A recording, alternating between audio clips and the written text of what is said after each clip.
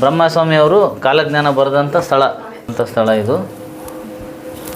ಅಲ್ಲಿ ಕಾಣಿಸ್ತಾ ಇರೋದು ನೋಡ್ತಾ ಇರೋದು ಅದೇ ಸ್ಥಳನಾ? ಹಾಂ, ಇದೇ ಸ್ಥಳ ಬರ್ರಿ.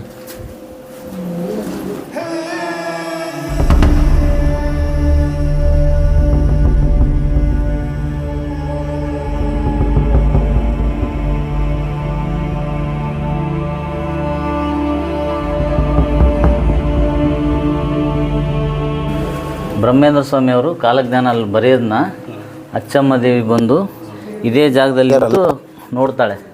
ಇಲ್ಲಿ ಹಾಂ ಇಲ್ಲಿ ಕಾಣಿಸ್ತಿರೋ ಜಾಗ. ಹಾಂ ಹಾಂ.